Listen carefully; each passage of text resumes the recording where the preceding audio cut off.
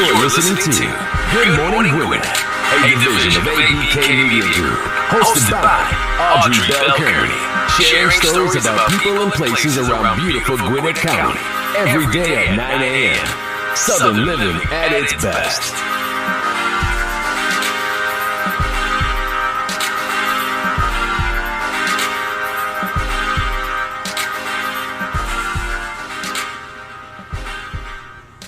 Good morning, good morning, good morning, and welcome to another edition, episode 25 of Good Morning Gwinnett. I'm your host, Audrey Bell Kearney.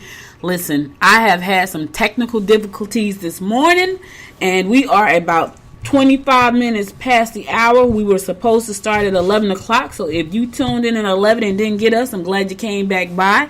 I'm just going to jump right in. I'm not going to hold up because I know I got a lot to talk about this morning.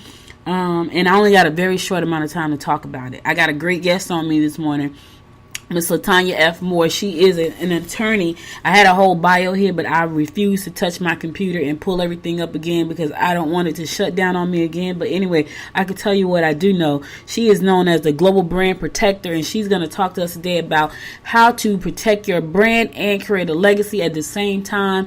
You know, there's a lot of us out there who are building businesses right now, and we need to know how to protect those businesses so that those businesses will outlive us from generations to come. So I'm, without further ado, because I am already 27 minutes behind time, I'm going to bring Miss LeTonya Moore on. Thank you so much for your patience and being here with me this morning, because I tell you, I've had some problems this morning.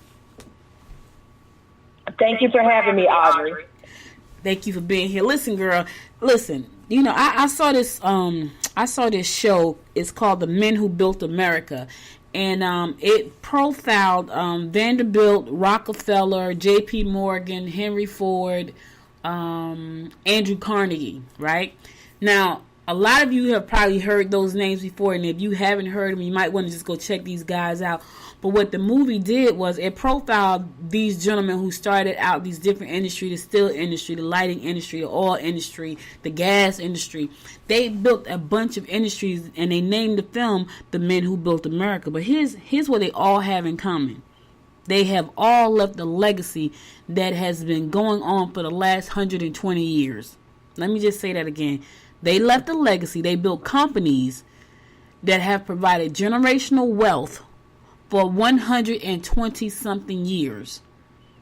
That is combined. That is a lot of history. That is a lot of legacy.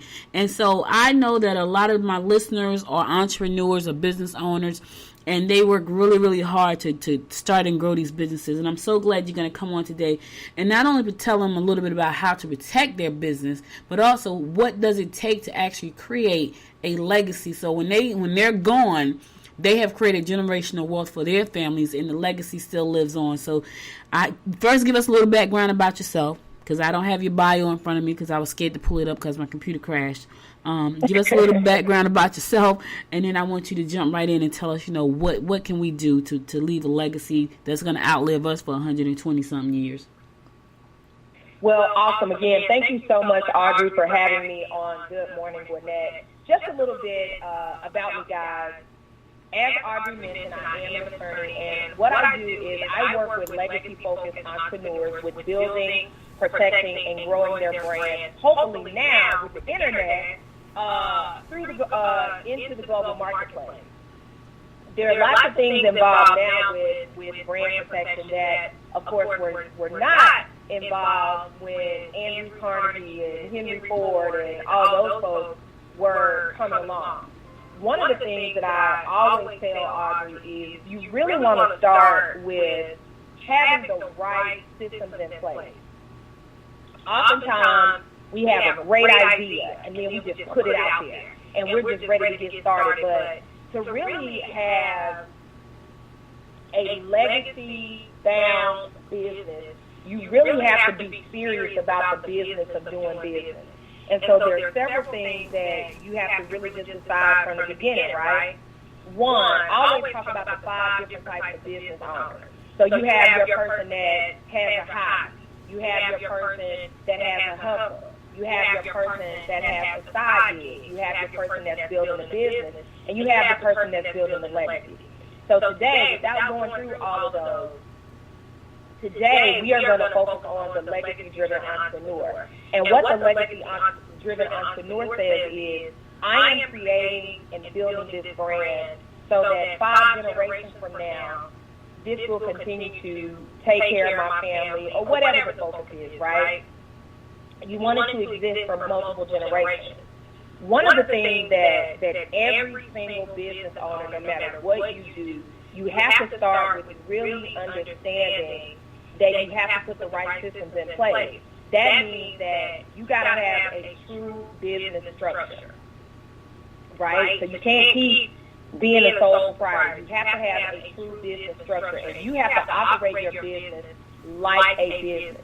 One of the foundational principles in doing that is getting what I call the Bell team. And Audrey, jump right in if you want me to talk a little bit more in detail about some of these things. I do. As a matter of fact, I do. Okay, I want you to. Yeah. Because I was sitting here thinking. So when you say a true business structure, please tell my audience what you mean by that. A true business structure. A true business structure means that you have a business identity that is separate from your personal identity, meaning that you have an EIN number, right? You have a DUNS number. And DUNS number, you get those from Dun and Bradstreet. It is free, so if you Google it and they are asking for you're in the wrong place, right? So you want to make sure that you get, I think it's DMV.com, is your website. You want to have your LLC, your S Corp, your corporation, again, a business entity that is separate from your own personal identity. You want to have an EIN number. Lots of people will say, oh, you don't have to have that, but listen, you're a legacy-driven entrepreneur. The first thing that you want to do is you want to build this business separate from your personal identity. So you don't want to compromise your personal credit. You don't want to compromise your Social Security number. You want to make sure that you go to IRS.gov, go to the search box, and put in EIN number and file right then. It's free. Mm-hmm.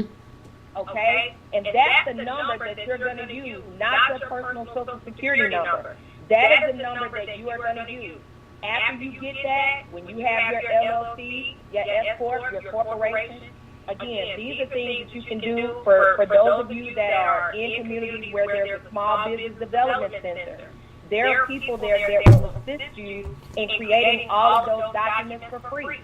For those of you that are not, you can reach out to a business coach in your area. You can reach out to us at LeTonyaMoore.com, and we can assist you in putting those documents together. Once you have those documents filed, you want to make sure that you then go to the bank with those filed documents and with your EIN number and set up a business bank account. Now, Tanya, please tell, because I know a lot of people that don't have a business bank account. Why is it important for you to separate your personal finances from your business finance? Because if something ever, well, there's a lot of reasons. So I'll talk about the liability part. If there's ever a time that your business is sued or there's some type of issue with your business, if you are operating out of your personal funds, now everything in your personal name becomes, actually, people can get it, right? Like they can get access to it. If there's a judgment against you, now they can tap into your individual resources. And this is even if you have an LLC. They can tap into your individual resources, into your personal resources, because those are the resources that you're operating from when you are funding your business, right? That's the first thing. The second thing is your business should be paying you, not you paying your business. So for those of you that are listening, one strategy that I teach all of my clients, I call it the 30-30-30-10. It's crucial that you get this. You may not use this one, but you better have one in place. 30% of the income from your business goes to your business operations. That's to pay your bills. That's to handle the business of the business. 30% goes to you as the owner to pay you, right? That's your salary. That's your takeaway.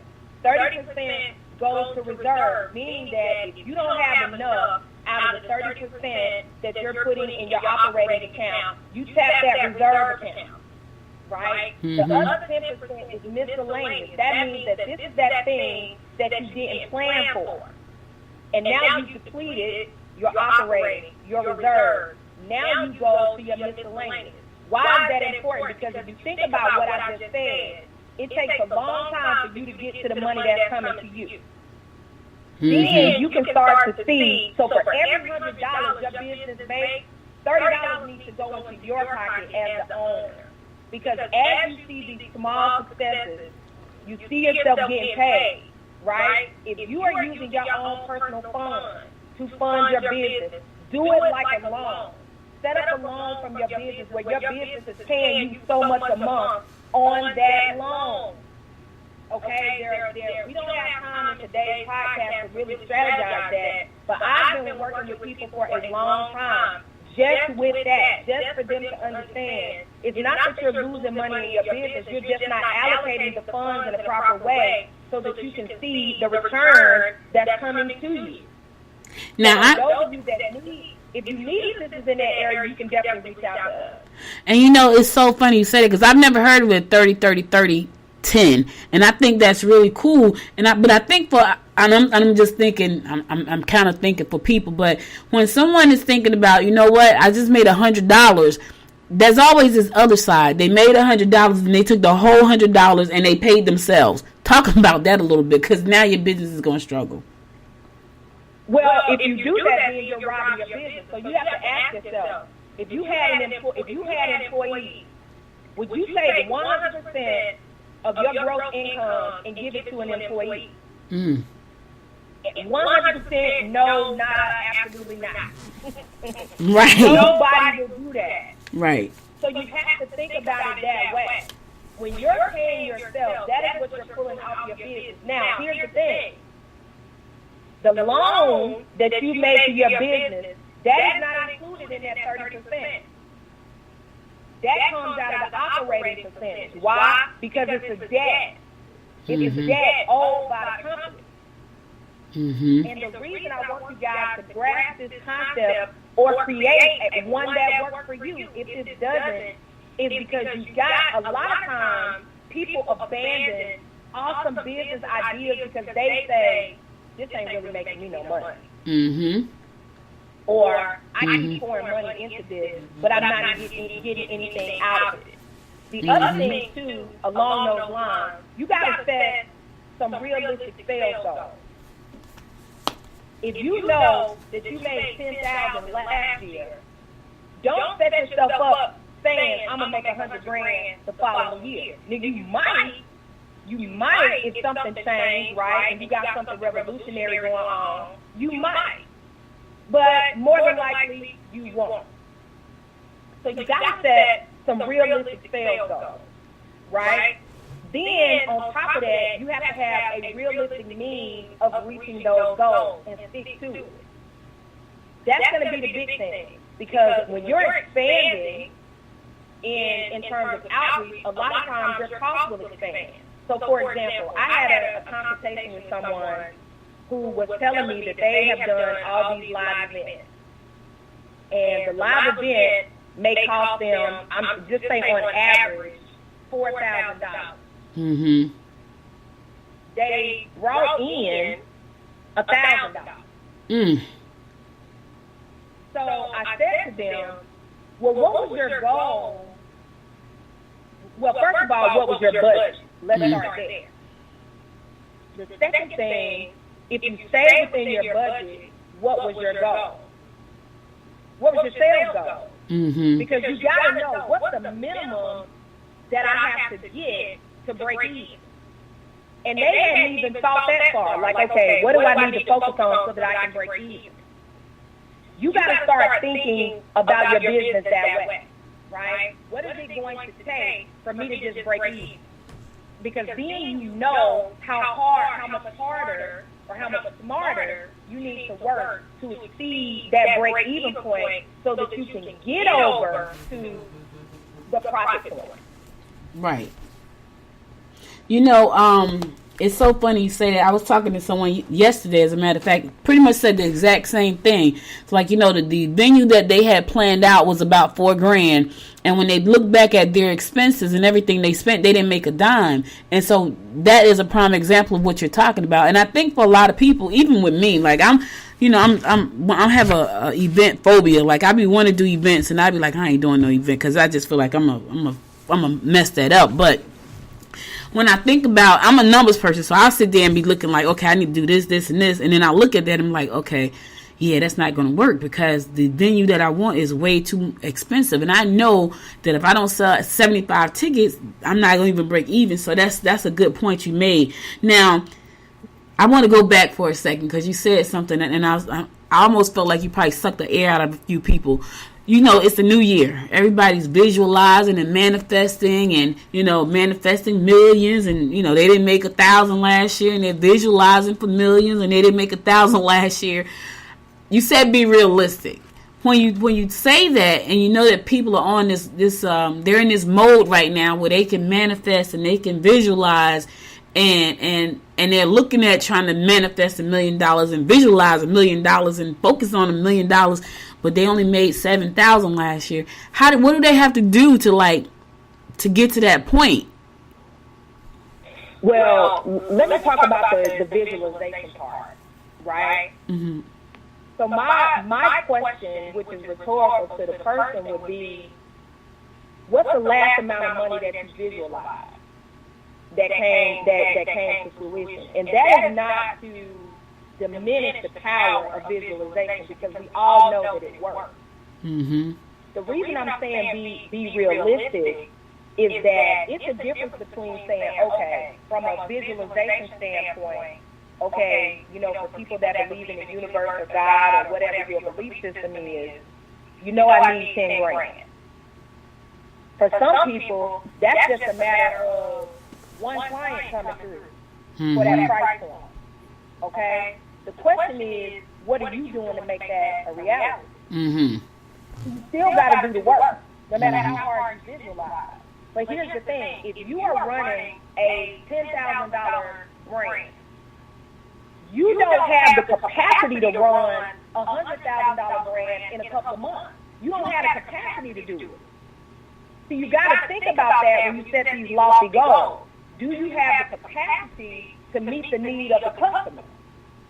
Because if you don't, you only gonna make that 100,000 or that $1 million one time.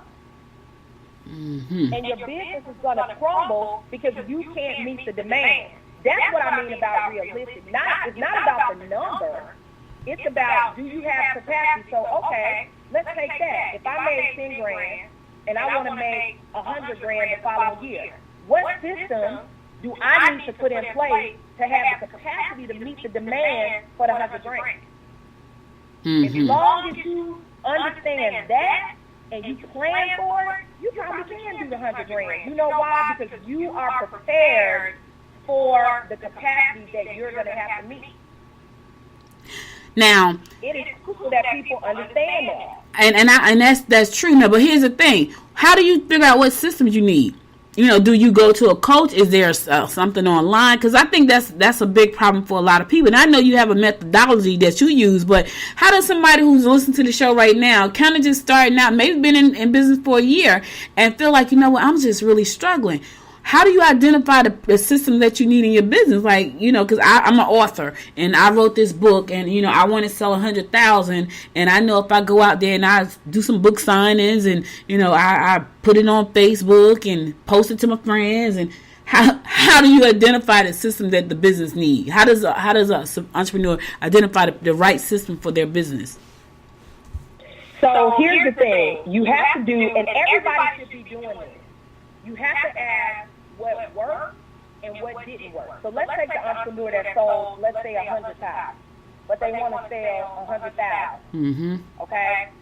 The question is, what did you do to sell the 100,000? That's the first thing, because that's what worked. You have to start with what worked on a small scale. The question is, okay, how can I duplicate this and make this work 10 times? So let's take the author, right?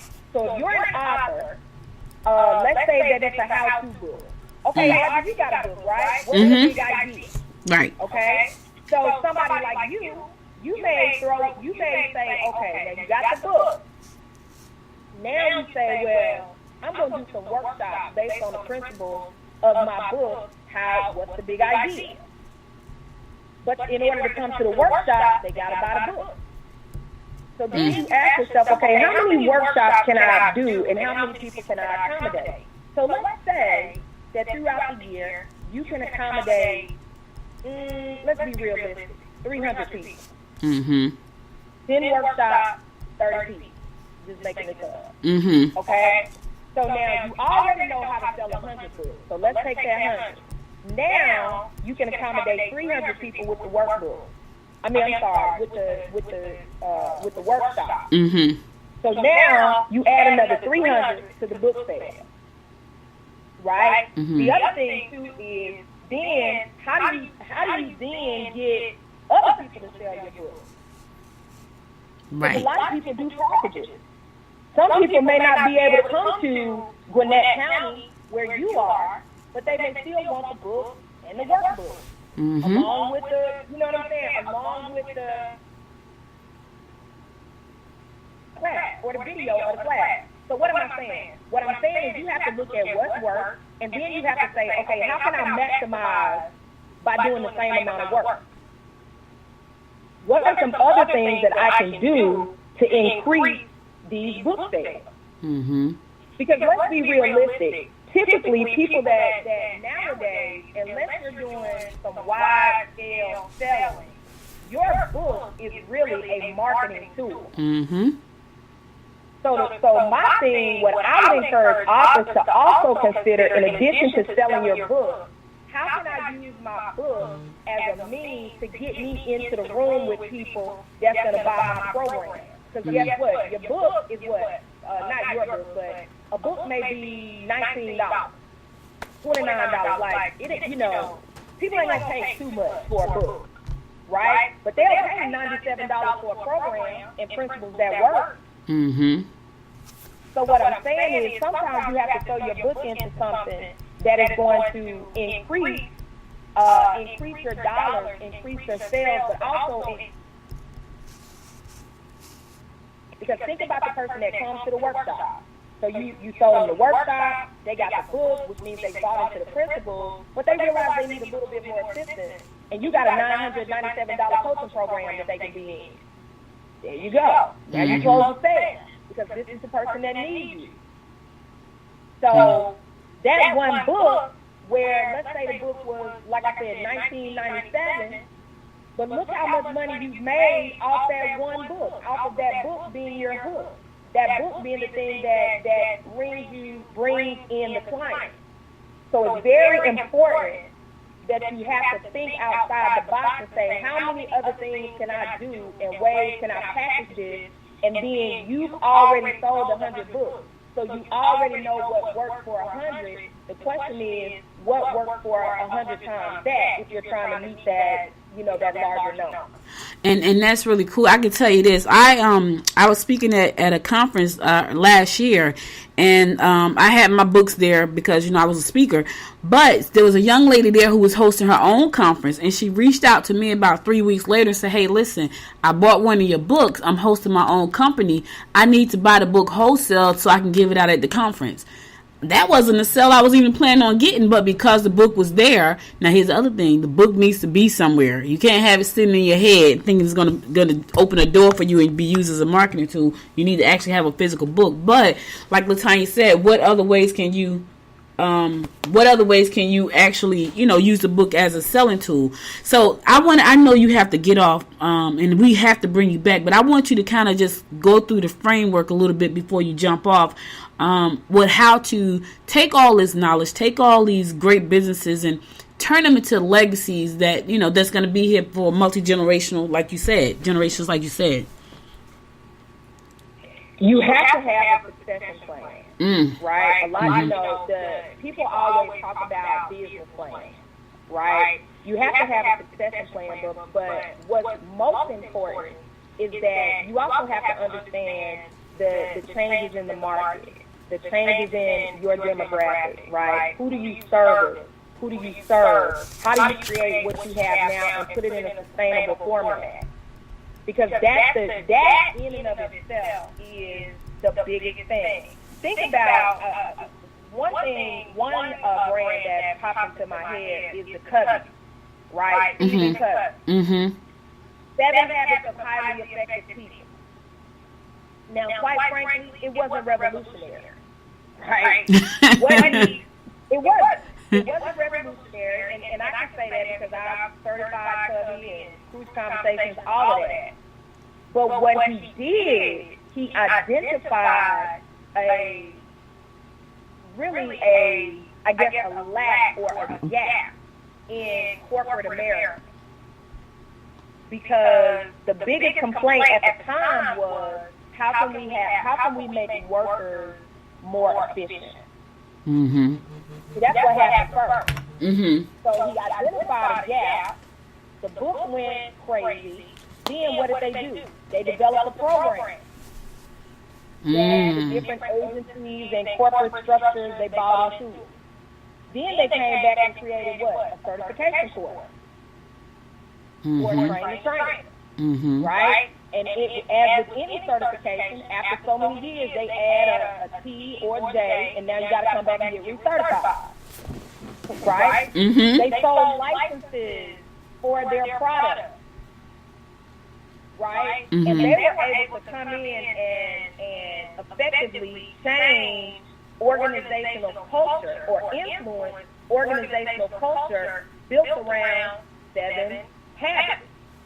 So once people started learning that, what did they do? Oh, there's an 8 habit. Right? Now we got the 8 habit, which is inexpensive. Okay? Then they looked at, okay, they got all of that data and they said, okay, now where are the gaps? You know what the gaps were? Now there was a problem with communication between manager and employee. Oh. So what did they create? Crucial Conversation. And they did the exact same model. Now we got the book. Now we got the class. Now we got the certification. And so on and so forth. So what am I saying? What I'm saying is that is an illustration of how you take one book, one concept, and create a legacy. Because guess who's doing it now? His son. Stephen Covey Jr. My suspicion is that 20 years from now, Stephen Covey III. Mm-hmm. And it's hard. So what I'm saying is, enough, less Brown. Right. His daughter, you're starting to see her more. You're starting to see the son more. You're starting to really see them rise up in their own right, but certainly in terms of the legacy of their father. And we're talking about somebody that built an entire brand off of being mistakenly categorized as, I think he said, retarded. Yep. And being, I don't know his mama's name, I got her name. Mamie Brown girl. Mamie Brown, baby boy. Now, I'm not diminishing his story. What I'm saying is, and I really want you guys to get this, anybody can build a legacy. You just got to stick with it, and you got to be in the right place, doing the right thing. Mm-hmm. You got to be consistent. And part of the reason that people quit, again, is because they feel like they're not making any money. Because money is a great motivator, which is why I developed 30-30-30-10. And just, if I could share this very quickly, Audrey, where that came Yeah, from. please do. Here's the thing. One of the things that I make a commitment to my own brand is doing, I don't put anything out that I don't believe works. This 30-30-30-10, and for those of you that have heard my story and all of that, you already know what my business went through. This 30-30-30-10 is what helped me get from the gutter to where I am now. Because I had to understand that there's got to be a better way. There's got to be something that I'm missing. One of the things that I realized in my own business is that I did not get the proper assistance out the gate. Every principle that I'm telling you guys are the things that I've implemented myself in my own business, and it works. And I teach my clients to do it, and it works. Now, I can't guarantee that yours is going to work yours is going to work like everybody else's, right? But I can guarantee you that you will learn some tools. And so the reason that I wanted you guys to understand that this is mine, right? This is my story. This is what is working for me and what has helped me get from where I used to be to where I want to be. And the other thing about the 30-30-30-10 is, remember, you can always track and see money that is coming from your business. So now, as long as you can think about it, just one other thing. Think about yeah, go ahead. If you're a farmer and you're planting seeds, mm-hmm. and you're toiling, and you're doing the irrigation, you're doing everything that you know that you're supposed to do. And you go out there and you see, let's say you put out 1,000 seeds and you see 80 plants. You are so excited. You know why? Because you got a crop. You did something right. Everything is not going to produce a fruit. But when it does, now you know that you have a proven method that works. That's the reason you want to pay yourself that 30%, because it keeps you motivated. Mm-hmm. Mm-hmm. Wow, that's a great analogy. I'm so excited. So I guess I'm just thinking about because I talk to a lot of entrepreneurs all the time, and I hear a lot of the things that they go through and trying to set all this stuff up. It just sounds like a lot of things that needs to go into place. And I think, do you have like a blueprint that you have to kind of get them on point, like on the right path to where they need to go? Because I think, even listening to you right now, I know that there's some people out there saying, man, what she says sounds good, but I don't even know. And I've talked to people that said this to me. Everything you say sounds good, but I don't even know where to start. Well, do I have a blueprint? Yes. And it's called the 7-step framework to grow your business. It actually comes about in a couple of ways. So I have what I call a brand development accelerator. That actually, the accelerator right now, we're in our first cohort. It actually started this week. It's a 7-week program, and it goes over a lot of these principles that I'm teaching you now in an accelerated format. There's also the program that is a non-accelerator, okay? That is a 16-week program. Again, this is for people that like programs and groups and things like that. I do work with people one-on-one. Also, this year, something new that I'm doing is I'm doing a mastermind weekend. Same principles, but it's in a 3-day, very, very intensive format, and it's really for the people that are looking to work. So we're going to be doing that the last weekend in March in Huntsville, Alabama, the last weekend in April in Nashville, and then August 2nd through the 4th, the first weekend in August in Birmingham, Alabama. We may have some additional dates, but right now those are the dates that are firm. And so one of the things that I would say is that this is not for the faint at heart. Mm-hmm.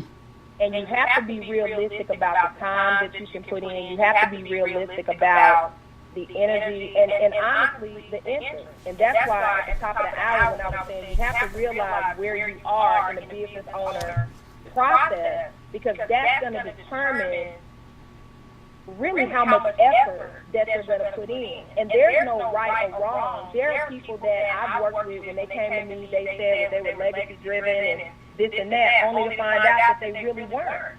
They were side giggers. And there's nothing wrong with being a side gigger, but once they realized that they were a side gigger, then you were able to show them how to get from there to legacy driven. Mm-hmm. And so all of the programs and the services are geared toward that starting point and helping you get to where you want to be. Now, what is one trait that you use to identify a legacy-driven person versus a side gigger? Is it one, or do you have to actually sit down and do like a discovery session with them? Well, to identify like a specific person, yes, we do what I call an assessment with them. But it really comes down to one thing, and that is, one, what is driving you to start this business? Why now? And where do you see this business in 5 years? What ultimately do you want to see happen? it's so funny because I know for me, I'm definitely legacy driven, and I think for me, when I look back over my life and I look at my family, like I said to my mom one time, why we don't own nothing? And she said, we did own something, but they took it from us. You know, she said that. And I was like, what you mean they took it from us? She's like, we owned land at one time, but they took the land from us. So I've always been, once I learned that I could be an entrepreneur, I've always been pretty much legacy driven. I have a granddaughter that's due any day now. And for me, it means nothing more.